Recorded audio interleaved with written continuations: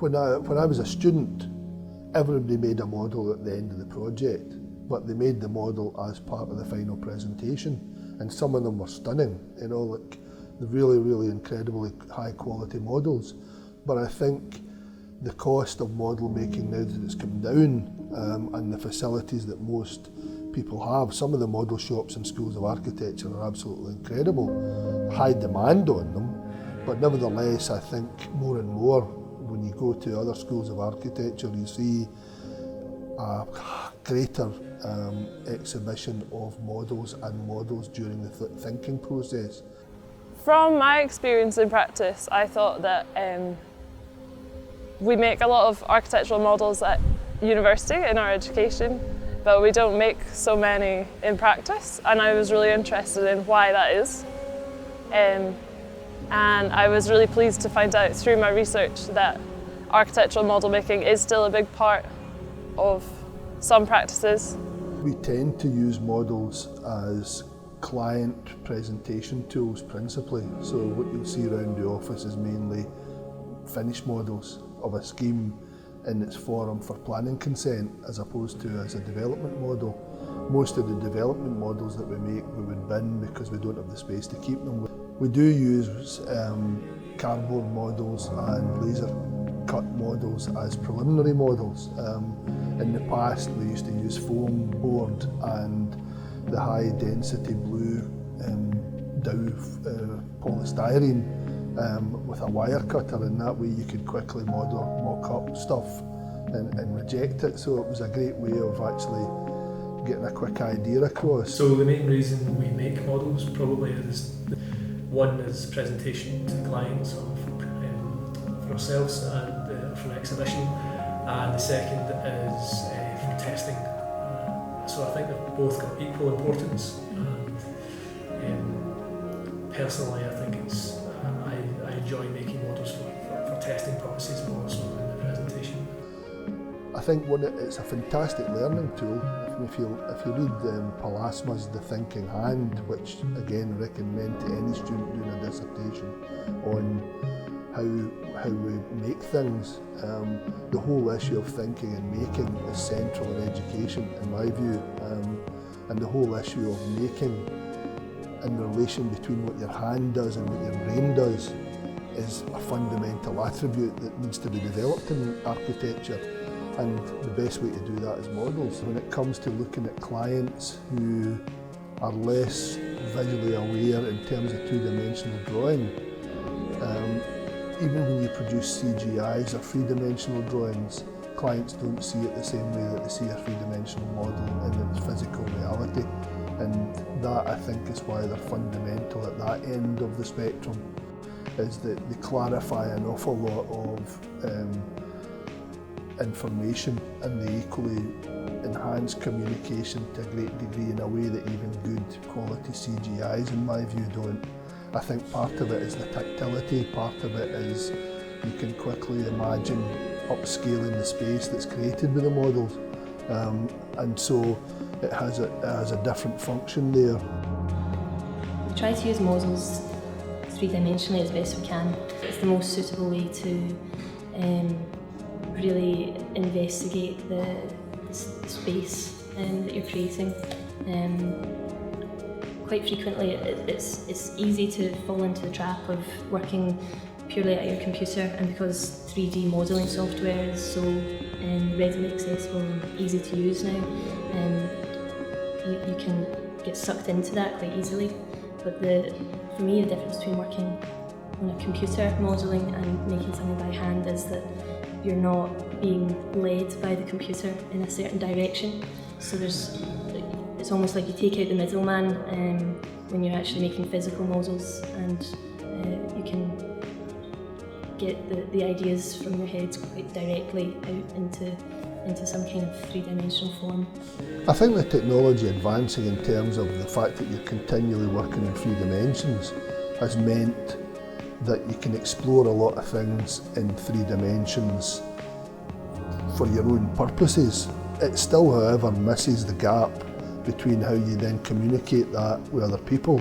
The 3-dimensional printers, you just take the information you've got, print it up and use that as a kind of quick model tool. We do that all the time, and we do them regularly on a number of projects and a number of iterations of the project. I think that's certainly changed. The cost of models has changed. The technology available for the model maker has changed. I mean, if you talked about doing a plywood model 10 or 15 years ago, it was extortionate. You would never have done it in your own office. I mean, guys that did it in here, that worked in here, that had graduates that came from Strathclyde, for example, would go back up to the workshop at the university in order to cut the plywood, you know. Beautiful model makers, but still very, very difficult. Whereas now with laser cutting, as I say, you digitise a kit of parts and it's like an Airfix kit after that.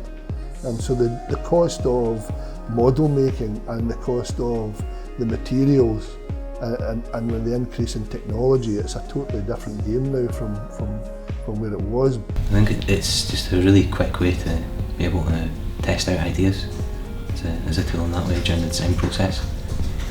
And at the end of it, you still have you've got a kind of physical output to that, which you can kind of then see the kind of process of what you've been developing, the different ideas, what maybe worked, what didn't. I think equally in terms of its value for a practice as models, I think are a fantastic way to allow you to think. If you do prototypes, quick prototypes that you can test whether the idea is working, and again that's what we would use blue foam for more than anything else. And similarly, it allows you to communicate ideas with other members of the design team. You can upscale that so that you're actually looking at things like 1 to 5 or 1 to 10 details, and again in that to show how junctions work and how you're actually going to then detail an interface or whatever. They're far more readily useful in terms of getting over ideas quickly.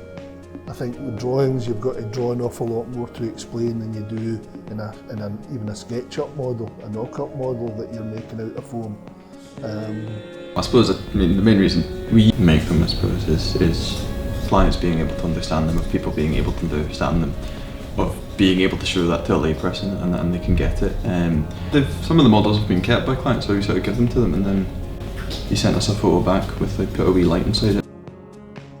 There's something about it as well where, you know, like people talk about creativity being about play, and if you look at Apple or any of those guys, play is a fundamental part of design, you know, because it is where creativity takes place in its greatest form, and children is how they play, they invent things, they test them, and then when that game's rubbish, we try something else. I think model making and the tactility of model making, even if you don't have clients coming up and stroking the model, there is something about the fact that they can lift it up or they can get down on their knees on a table level and actually engage with it, that is much more about the tactility and the presence of it, but the fact that there is a physical presence there that works, I think, in a degree that models, that drawings don't. Yeah. Model making over other media, different from sketching, for example, it reveals things in new ways. Genuinely, it slows the process down. You consider it, I guess, in more detail. Especially if you're making a facade model, for example, you would study the way the light passes across it, the depth it reveals, just how light and shade play across an elevation. So I think there's, in terms of a benefit of using a physical model in relation to a digital model with clients, is that you can see the whole project at once, and it creates a conversation around an object, and that object is obviously a scaled version of the whole project.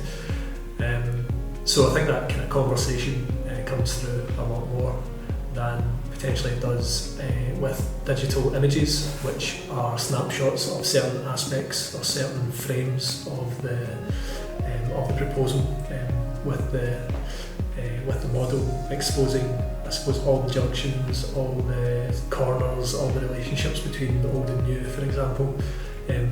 there's a lot more conversations to be had around the model at once than there is in specific frames that you get with the digital.